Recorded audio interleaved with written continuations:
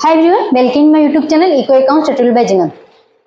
बहुत दिनों से अपनी क्लासें नहीं ली जा रही है, आज से क्लास वापस शुरू हो रही है, जिसमें मैंने सबसे पहले कौन सा 11th क्लास की सब्जेक्ट ली।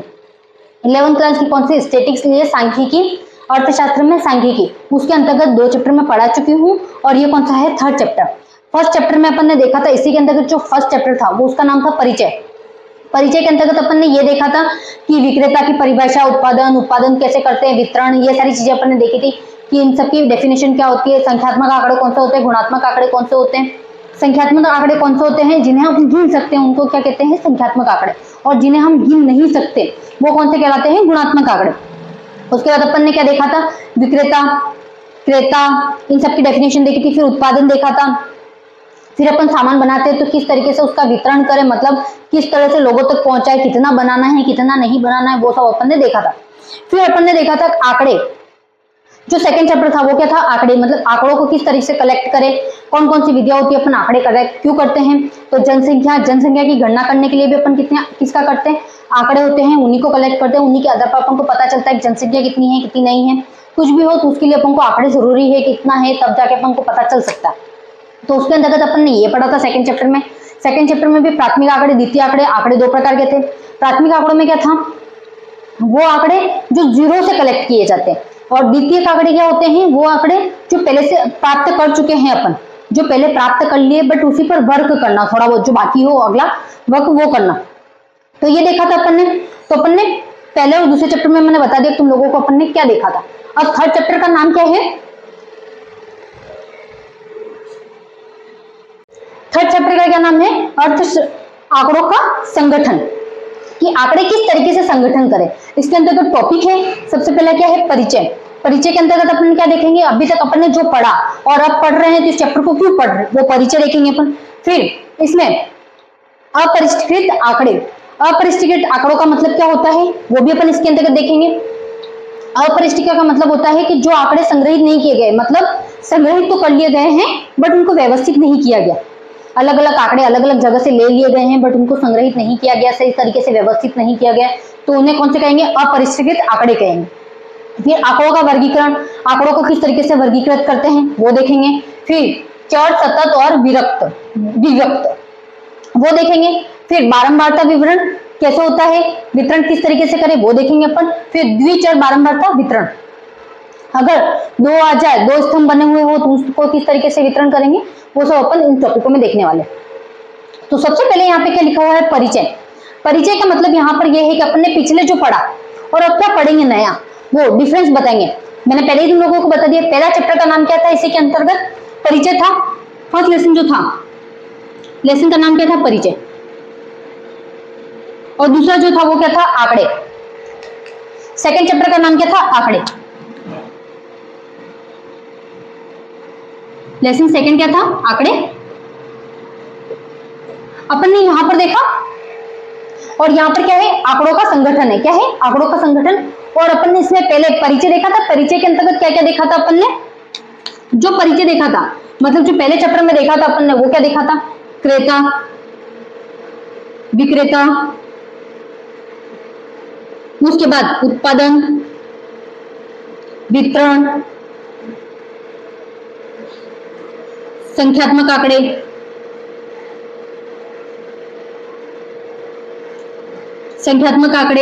गुणात्मक आंकड़े, ये सारी चीजें, इससे भी बहुत सारी चीजें अपन ने देखी थी बट ये मेन है जो मैं तुम्हें बता दूं। इसमें नियोक्ता, उपभोक्ता, ये सारी चीजें भी अपन ने देखी थी इसी के अंतर्गत। जो कर्मचारी है, कर्मचारी के बारे में भी देखा था अपन ने। फिर अपन ने ये भी देखा था कि इसके अंतर्गत की परिभाषा जो स्टैटिक है, सांख्यिकी का प्रयोग किस किस भाषा में कहां पर क्या किया गया, ये चीजें अपन ने देखी थी। सेकंड में क्या देखा था अपन ने, ये मैं तुम लोगों को वापस बता देती हूँ। आंकड़े देखे थे, आंकड़े कौन कौन से, प्राथमिक, द्वितीयक और तृतीयक। प्राथमिक, द्वितीयक और तृतीयक। प्राथमिक का मतलब क्या था, जो आंकड़े जीरो से कलेक्ट किए जा रहे हैं उन्हें क्या कहा जाएगा, जो आंकड़े जीरो से कलेक्ट किए जा रहे हैं उन्हें कौन सा, प्राथमिक आंकड़े। और जो जीरो से कलेक्ट नहीं किए जा रहे, मतलब जीरो पे काम हो चुका है और उसका जो काम हुआ है उसके आगे से कलेक्ट किए जा रहे हैं और जो हो गया सब कुछ हो गया, उसके बाद जो तृतीय आंकड़े जो प्रस्तुत किए जाते हैं वो कौन से कहलाते हैं? अंतिम आंकड़े। अंतिम आंकड़े भी कह सकते हैं इनको, तृतीय आंकड़े भी कह सकते हैं। तो ये चीजें अपन ने देखी थी। तो यहाँ पर क्या कह रहा है, मैंने ये तुम लोगों को वापस क्यों लिख के बताया, तुम्हें बताती हूँ। इसमें क्या लिखा हुआ पहले, पिछले अध्याय में आपने पढ़ा कि आंकड़ों का संग्रहण कैसे करते हैं, बता दिया मैंने। आंकड़ों का संग्रहण कैसे करते हैं, अपने सेकंड चैप्टर का नाम क्या था? आंकड़े। आंकड़े जो संग्रहित कर रहे हैं तो वो कैसे करते हैं, तो मैंने बताया कैसे करते हैं, प्राथमिक आंकड़े, द्वितीयक आंकड़े, तृतीयक आंकड़े। प्राथमिक आंकड़ों का मतलब ये होता है, एक बार वापस बता देती हूँ, जो अपन अपने जब जनसंख्या की गणना की जाती है तो अपन क्या करते हैं, घर से, मतलब गांव से शुरू करते हैं, एक एक घर से शुरू करते हैं। बट जब द्वितीयक आंकड़ों की गणना की जाती है तो उसमें क्या करते हैं, प्राथमिक आंकड़े जो गांव से कलेक्ट किए गए हैं वो जो राज्य होता है, या तो राज्य या जो जिला है, क्या किया जाएगा, जिले में कन्वर्ट कर दिया जाएगा। मतलब एक जिले में कितनी संख्या है, कितनी जनसंख्या है, वो देखा जाएगा। और तृतीयक आंकड़े में इसी को क्या, राज्य में परिवर्तित कर दिया जाएगा। किसमें? राज्य में।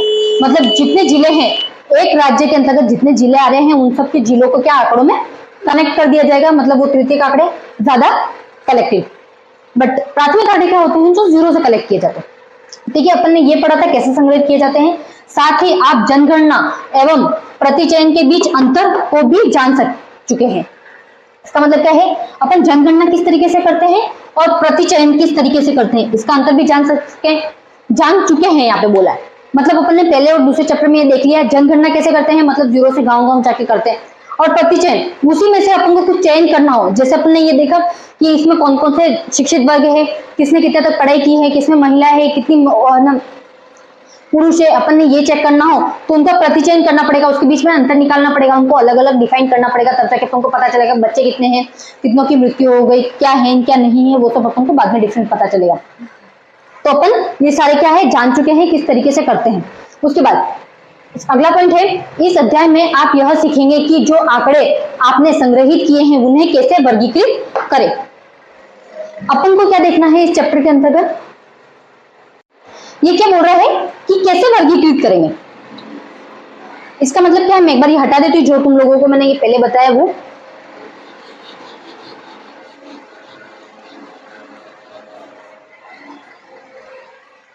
जैसे मैंने तुम लोगों को बोला वर्गीकृत नहीं किया मैंने कुछ भी, मैंने बोला दिन है ना, एक हफ्ते में 7 दिन होते हैं। पता है तुम लोगों को एक हफ्ते में 7 दिन होते हैं, बट तुम्हें पता है कि संडे की छुट्टी कब आती है, मतलब किस सीरीज वाइज चलेंगे तब जाके संडे की छुट्टी आएगी, ये तुम्हें पता है। वैसे ही देखो अपने कितने दिन होते हैं, एक वीक में 7 दिन होते हैं, 7 दिन हुआ। अब 7 दिन में पहला रविवार से गिनते हैं, रविवार, सोमवार, मंगलवार, बुधवार, गुरुवार, शुक्रवार और शनिवार। ये क्या है, अभी व्यवस्थित है, वर्गीकृत किया हुआ है। मतलब एक महीने है, एक महीने में इतने इतने दिन होते हैं, एक वीक में 7 क्या होते हैं, दिन होते हैं। बट एक महीने में कितने, 4 वीक होते हैं। ये वर्गीकृत करके चुके हैं। बट अगर मैंने ये वर्गीकृत नहीं किया होता और मैं डायरेक्ट यूं चलती, पहले मैंने मंगलवार डाल दिया, ठीक है, उसके बाद डाला मैंने शुक्रवार, उसके बाद डाला शनिवार, उसके बाद सोमवार और ये रविवार, मतलब ऐसे उल्टे पुल्टे डाली, एक भी मतलब सही तरीके से नहीं डाला, तो ये क्या है, वर्गीकृत किया हुआ नहीं है। अगर मैं कुछ बनाती हूँ टाइम टेबल अपने हिसाब से, या मैंने बोला मैं ये टॉपिक इस दिन को पढ़ूंगी, तो मेरे को क्या सही से बनाना पड़ेगा। मेरे रविवार के दिन छुट्टी है तो मैं क्या करूंगी, टाइम टेबल बनाते तब उनको, सोमवार के दिन स्कूल जाना था अपन को, किस तरीके से टाइम मैनेज करना है, वो सब अपन को क्या सीरीज वाइज सही से बनाना पड़ता है। तो उसी को करते हैं अपन, क्या कहते हैं, वर्गीकृत करना। कि वो जो है अपन को किसी स्कूल में ये भी होता है कि 3 दिन ये बुक चलेगी, 3 दिन ये बुक चलेगी, तो वो क्या होते हैं, उनको बांट के रखा है कि 3 दिन ये, तो तुम उठा के लेके जाओ कि वही बुक वापस लेके चले जाओ तो 3 दिन के बाद, ऐसा नहीं होता ना। तो वो वर्गीकृत करके रखा है और तुम अपनी बुक्स भी वैसे ही जमा के रखते हो। बहुत जने क्या करते हैं, अपने बैग में बुक डालते हैं। तो क्लास में कितने 8 पीरियड होते हैं, 8 पीरियड के हिसाब से फर्स्ट जो पीरियड है उसकी किताब ऊपर रखेंगे। फर्स्ट जैसे 8 पीरियड हो गए, 1 2 3 4 5 6 7 8, ये 8 पीरियड हो गए, 8 पीरियड हो गए। उसमें से अब ये जो बुक है ये कौन सी, फर्स्ट पीरियड की फर्स्ट। अब ये फर्स्ट पीरियड जैसे ही खत्म हुआ तो अब तुम इसको डालोगे तो कहाँ डालोगे, लास्ट में डालोगे, ताकि ये वापस ऊपर आ जाए। फिर जैसे ही सेकंड आया, सेकंड खत्म, तो सेकंड क्या उससे नीचे जाएगा ही नहीं जाएगा, ताकि ये फर्स्ट वाला वापस ऊपर आ जाए, सही से जम जाए। तो ऐसे ही करोगे ना तुम लोग, ताकि तुम्हारा क्या हो कि सही से जमते रहे और तुम लोगों को ऐसा कभी नहीं लगे कि नहीं हमें कोई बुक नहीं लेगी। अगर तुम सही तरीके से नहीं डालोगे नोटबुक और बुक, तो क्या होगी, तुम्हें वो सही तरीके से नहीं मिलेगी, तुम्हें उसको ढूंढने में टाइम मिलेगा। बट वही तुम लोग इस तरीके से क्या करो, ढूंढ लो और डालो, तो फिर अलग अलग मिल जाएगी तुम लोगों को। तो वैसे ही है किसके अंतर्गत एक एग्जाम्पल देके रखा है। पहले इसका थर्ड पॉइंट पढ़ लेते हैं, उसके बाद मैं एग्जाम्पल बता दूं तुम्हें। अपरिष्कृत आंकड़ों को वर्गीकृत करने का उद्देश्य उन्हें व्यवस्थित करना है ताकि उन्हें आसानी से आगे के सांख्यिकी विश्लेषण के योग्य बनाया जा सके। अपन इसको आंकड़ों को व्यवस्थित क्यों कर रहे हैं, जैसे मैंने बोला फर्स्ट है तो फर्स्ट के बाद सेकंड, मतलब इसको नीचे लेके जा रहे हैं लास्ट में, फिर वापस से ये ऊपर आ गई, इसको वापस नीचे जाएंगे तो थर्ड ऊपर आ जाएगी, फिर इस थर्ड को नीचे लेके जाएंगे तो फोर ऊपर आ जाएगी, मतलब ये ऑटोमेटिक ऊपर आ जाएगी अगर अपन को इसको सही से व्यवस्थित करके रखते हैं तो। अगर सही से व्यवस्थित करके नहीं रखा तो नहीं आएंगे। तो यहाँ पर यही बोल रहा है अपरिष्कृत आंकड़ों को वर्गीकृत करने का उद्देश्य उन्हें व्यवस्थित करना होता है। ये व्यवस्थित होगी ताकि आसानी से अपन को मिल जाए, ताकि उन्हें आसानी से आगे के सांख्यिकी विश्लेषण के योग्य बनाया जा सके। इसके आगे हो जाएगा, अगर मेरे को सोमवार के दिन, रविवार के दिन मैंने ये सारी बुक जमा दी, सोमवार के दिन मेरे को इससे मिल जाएगी, उसके बाद मैं वापस से भाई टन, मंगलवार के दिन भी मेरे को वापस सही से मिलेगी, बुधवार के दिन भी मिलेगी, गुरुवार के दिन भी मिलेगी, शुक्रवार के दिन भी मिलेगी और शनिवार के दिन भी मेरे को सही तरीके से बुक मिल जाएगी। बट इसको मैं सही से जमा के नहीं रखती, मेरे को नहीं मिलने वाली। तो उसी की तरह से अपने बुक में है एक एग्जाम्पल है, कबाड़ी वाला होता है, मतलब ये भंगार वाला होता है। अभी दिवाली की सफाई चल रही है तो तुम लोगों को पता ही होगा तुम्हारे घर में जितनी भी सामान निकला हुआ, जैसे अखबार है, कांच की बोतल्स है, उसके बाद प्लास्टिक की चीजें हैं, लोहे की है, तांबे की है, वो सारी चीजें निकली या नहीं निकली, निकली तो तुम्हारी मम्मियों ने क्या किया होगा, उसको भंगार वाले को दिया होगा। अब भंगार वाले की शॉप भी तुम लोगों ने देखी होगी, भंगार वाले की शॉप होती है तो वो क्या करता है, अपना जो सामान होता है वो उस दुकान में जाके ऐसे ही रख देगा क्या, मतलब ये है ना, चलो आज इतना सामान आया उसके, उसने एक बोरे में भरा, वो का वो वापस जाके रख दिया, वो के वो बोरे में भरा वापस जाके रख दिया। करता है ऐसा? ऐसा नहीं करता। वो अपने घर से भी इवन सामान लेके जाता है ना, तो क्या करता है, अलग अलग करता है। जैसे प्लास्टिक की बोतल से तो प्लास्टिक का सामान अलग करेगा, अगर कागज की है तो कागज का अलग करेगा, उसमें भी अगर गत्ते का है तो गत्ते का अलग करेगा, लकड़ी का सामान है, गत्ती लकड़ी के भी अलग से वो गत्ते आते हैं जो उसको अपन बेच सकते, दे सकते उसको, वो है तो उसको अलग से लेगा, लोहे का है तो लोहे का अलग से, हर एक की अलग अलग रेट लगाएगा। क्यों लगाएगा, क्योंकि हर एक की क्या है, कीमत अलग अलग है, डिफरेंट है, उस वजह से वो क्या कर रहा है, अलग अलग कीमत लगा के अपन को दे रहा है। वो चीजें क्या करेगा, अलग अलग अपन को पैसे मिलेंगे। अब वो पैसे क्यों ले रहा है, दे रहा है, ऐसे पागल तो है नहीं कि अपन वो भंगार है तो भंगार लेके जा रहा है, उसको पैसे मिल रहे हैं कि उसको ऐसे ही है कि वो लखपति है कि ऐसा कुछ है क्या, करोड़पति तो है नहीं। वो क्या करता है, इसी सामान को लेके जाके वापस बेचता है, दूसरे दुकानदार को बेचता है, जो इससे बड़ा होलसेलर होता है उसको बेचता है, बड़ा होलसेलर उसके आगे वाले को बेचता है। क्यों बेचता है, ताकि उस सामान का क्या हो सके, पुनर्चक्रण हो सके और उसको अपन को नए रूप में प्राप्त हो सके, क्या नए रूप में अपन को प्राप्त हो सके वो सामान, इसलिए वो बेचता है उसको। अपन उनको देते हैं, वहां से वहां, वहां से वहां, वहां से वहां आगे जाता रहता है। जैसे इसी की तरीके से मैं एग्जांपल बताती हूँ, तुम एक बार इसका स्क्रीनशॉट ले लो।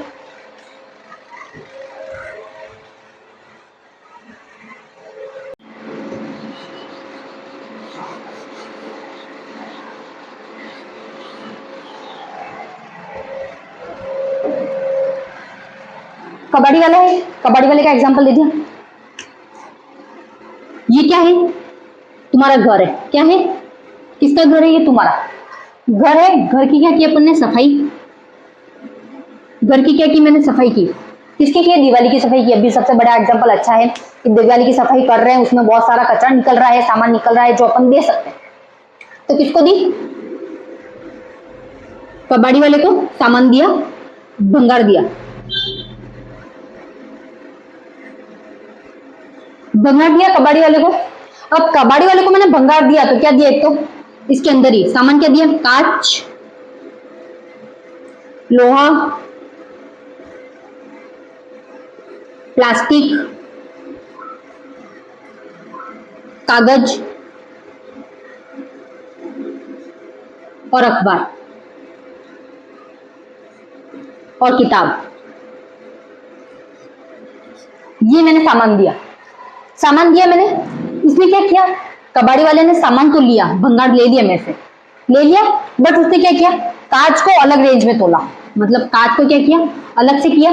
उसके बाद लोहे को भी अलग से तोला उसने, प्लास्टिक को भी अलग से तोला, और कागज, कागज में भी अखबार को अलग से तोला, और दूसरे कागज थे और किताबें थी उनको अलग अलग रेट से तोला, और अलग अलग ही पैसे दिए मेरे को। जैसे कांच के मेरे को दिए इसने, कांच के कितने दिए, एक मिनट, कांच के पैसे दिए मेरे को उसने, मतलब 100 रुपए दिए। उसके बाद 1 किलो है, सारे सारे 1-1 किलो, कितने हैं, 1-1 केजी है, सब सामान कितना है, 1 केजी ही है। 1 kg है, उसमें लोहे के इसने मेरे को कितने दिए, कांच के दिए ये, फिर लोहे के दे रहा है वो मेरे को, लोहे के कितने दे रहा है, लोहे के दे रहा है मेरे को 200 रुपए। उसके बाद प्लास्टिक के उसने दिए मेरे को, ये भी 1 kg ही है, उसने दिए 50 रुपए मेरे को। उसके बाद अखबार, कागज के दिए मेरे को उसने 7 रुपए ही देता है, ज्यादा नहीं देता, 7 रुपए ऐसे कुछ देता है, मेरे को ध्यान नहीं है, बट हाँ अखबार के दिए उससे ज्यादा मेरे को। अखबार के कितने, ये भी 1 kg ही है, अखबार के दिए मेरे को 5 रुपए, 8 रुपए दिए। और किताब के दिए मेरे को 6 रुपए, किताब के कितने दिए मेरे को, 6 रुपए दिए। अब यही सब सामान में एक साथ तोड़ लेती तो मेरे को क्या इनके पैसे किसी के कांच के मेरे को ज्यादा मिलते, नहीं मिलते, कोयले लोहे के मिलते, नहीं मिलते ज्यादा। मैं सबका अगर साथ में तोलती, अगर वो साथ में तोल के लेके जाता तो मेरे को 6 रुपए सबसे कम कीमत वाला ही देता। अगर तुम भी कहीं जाते हो, तुम सारा सामान साथ में लेते हो और तुम्हें यूं बोले कि तुम्हें इसके रेट साथ में देनी है, तो तुम ज्यादा वाले के हिसाब से रेट दोगे या कम वाले के हिसाब से रेट दोगे? तुम कम वाले के हिसाब से ही रेट दोगे। क्यों? तुम अपना प्रॉफिट नहीं सोचोगे, तो दुकान वाला भी, जो भंगार वाला है, वो अपना प्रॉफिट नहीं सोचेगा, वो भी तो अपना प्रॉफिट सोचेगा। तो वो क्या कर रहा है, 6 के हिसाब से ही देगा, मतलब सारा सामान क्या 6 के हिसाब से तोल देगा, बट वो अलग अलग तोलता है तो तुमको क्या रेटें भी अलग अलग उसके हिसाब से मिलती है, अवेलेबल होती है। तो वैसे ही ये गया, इसने क्या किया, यही सारा सामान लेके जाके उसने या तो क्या करेगा, लेके गया अलग अलग तोला, तो अलग अलग ही थैलियों में डालेगा। तुम लोगों ने देखा होगा वो अलग अलग किसी भी तरीके से अलग अलग मैनेज करके रखता है उस सामान को। फिर क्या करेगा, घर लेके जाएगा उसके, कहाँ लेके गया, यहाँ से उसकी शॉप पे लेके गया, कहाँ लेके गया, शॉप पर लेके गया। शॉप पर लेके जाके अगर वो वैसे ही वो बोरा मतलब सारा मिक्स करके लिया हो और वो बोरा वैसे क्या वैसा डाल दिया, तब क्या होगा, सारा सामान इकट्ठा हो जाएगा, उसको पता ही नहीं चलेगा क्या क्या है क्या क्या नहीं। अगर तुम लोग उसको लेने जाओगे, तुम भी कहीं बुक्स क्लास में भी, अगर तुम्हारी लाइब्रेरी है, लाइब्रेरी में बुक्स सही से व्यवस्थित नहीं करके रखी है और तुम जाके बुक ढूंढोगे, तो तुम्हें टाइम लगेगा या नहीं लगेगा? टाइम लग जाएगा, तुम्हारा टाइम वेस्टेज हो जाएगा। बट वही बुक सही जगह से सही तरीके से रखी हुई हो तो तुम्हें जाते ही तुरंत मिल जाएगी, नहीं मुझे पता है, मेरे को बुक वहीं पे पड़ी पता होता है। तो वैसी तरीके से होता है, शॉप्स में भी होता है। अगर अपन सामान सही से व्यवस्थित करके रखते हैं, और बहुत जने क्या करते हैं, चीट लगा देते हैं, मतलब सामान सही से व्यवस्थित किया, ये इसका सामान है, ये इस क्लास का सामान है, मतलब इस तरीके से सामान को व्यवस्थित कर देते हैं।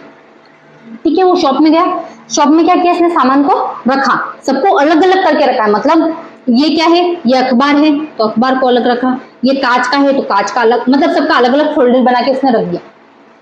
तो शॉप, फिर उसके बाद क्या आया, कोई और दुकानदार आया जो उससे लेके गया, दुकान व्यापारी, कौन है, व्यापारी लिखते हैं यहाँ पे,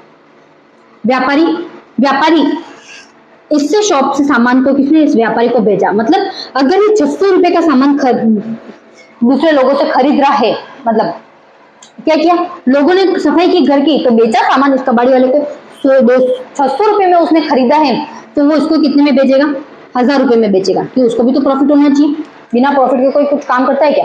क्यों, ये पुनर्चक्रण के लिए जा रहा है, पुनर्चक्रण मतलब इसी का सामान वापस बनेगा। फिर ये वापस कहाँ गया, फैक्ट्री में गया, कहाँ गया, फैक्ट्री में गया, और फैक्ट्री में इसी सामान का क्या हुआ, मशीनों में बन गया, मशीनों में डाल दिया, मशीनों में डालने के बाद वो अगर रुई, तुम लोगों ने देखा होगा कि वो वापस से एक ही क्वालिटी में आ जाता है, कि उसका कुछ भी बना हुआ नहीं है। जैसे लोहा डाला उसके अंदर, तो लोहा किस तरीके से पूरा का पूरा मतलब सीधा सीधा आएगा, मतलब कुछ सामान बना हुआ है। जैसे डस्टर है, डस्टर बना हुआ, अगर मैंने उसको मशीन में डाला, तुम लोगों ने रील्स में देखा होगा, वो मशीन में अगर डालते हैं अपन तो सीधा सीधा निकालता, मतलब उसकी कोई आकृति बनी हुई नहीं होती। उसके बाद अपन क्या कर सकते हैं, उसकी आकृति बना सकते हैं, आकृति बना के वापस से उसको बेच सकते हैं। मतलब इसका क्या हो गया, पुनर्चक्रण हो गया, जो सामान हुआ उसको यूज हो गया। तो वो वापस से ये फैक्ट्री में गया, तो फैक्ट्री में जो सामान गया है, तो वो अगर ये 100 रुपए में कितने को, उसको 200 रुपए में पड़ रहा है, वो जो सामान बनेगा तो वो 300-400 में बेचेगा। इतने में नहीं बेचने वाला है कि उसको जितने में मिला उतना मेरे को प्रॉफिट नहीं चाहिए, मैं तो अपना दान कर रहा हूँ, सेवा कर रहा हूँ, ऐसा कुछ नहीं सोचता है। सबको प्रॉफिट चाहिए ही चाहिए होता है। तो इसीलिए क्या करते हैं, ताकि ये सारे काम एक तरीके से सही तरीके से चले, इसलिए क्या किया जाता है, उनको व्यवस्थित किया जाता है। वैसे ही मैंने तुम लोगों को बोला फैक्ट्री में गया, फैक्ट्री में अगर कांच वाली मशीन अलग है और वो लोहे वाली मशीन अलग है, मैंने कांच वाला सामान लोहे वाले में डाल दिया, तो क्या होगा, वो मशीन खराब होगी या नहीं होगी। तो उसी वजह से क्या होता है कि उन सामान को अपन को व्यवस्थित करना होता है। तुम भी देख लो, तुम अगर होमवर्क करने बैठते हो, तुम्हारे सबकी सब्जेक्ट की नोटबुक अलग अलग होती है। अगर तुमने है ना किसी और सब्जेक्ट में होमवर्क कर दिया, तो तुम लोगों को क्या करना पड़ता है, पेज फाड़ने पड़ते हैं। तुम्हारा टाइम वेस्टेज होता है या नहीं होता? फिर पेज फाड़ के तुम उस कॉपी में चिपकाओ, जो भी करो, जुगाड़ करो, वो तुम्हारे पे डिपेंड करता है। बट क्या हुआ, वो तुम्हारा टाइम वेस्ट हुआ या नहीं हुआ। तो इसी के अंतर्गत ये है कि अपन को ये जो आंकड़े हैं उनको किस तरीके से व्यवस्थित करना है, और व्यवस्थित करना भी है तो क्यों करना है वो देखा अपन ने। ये परिचय मैंने समझा दिया बहुत अच्छे से तुम लोगों को। अब क्या है अपरिष्कृत आंकड़े। अपरिष्कृत आंकड़ों का मतलब यही है कि जो कबाड़ी वाले है वो सामान क्यों अलग अलग करके, अगर अलग अलग करके नहीं रखा तो उसने सब साथ में कर दिया है तो क्यों करेगा, उसमें क्या क्या प्रॉब्लम्स आएगी। जैसे मैंने बोला अपने एग्जाम होते हैं बच्चों के, एक स्कूल में कितने बच्चे हैं, मैं ये सीधा समझा रही हूँ तुम लोगों को, इसके अंतर्गत कुछ लिखने का नहीं है अपरिष्कृत आंकड़ों में, क्या है सिर्फ समझा रही हूँ, तुम अच्छे से समझ जाना। ये क्या है कि एक स्कूल में बच्चे हैं जो पास हो रहे हैं, एग्जाम आ गए, कौन सी वार्षिक परीक्षा है, वार्षिक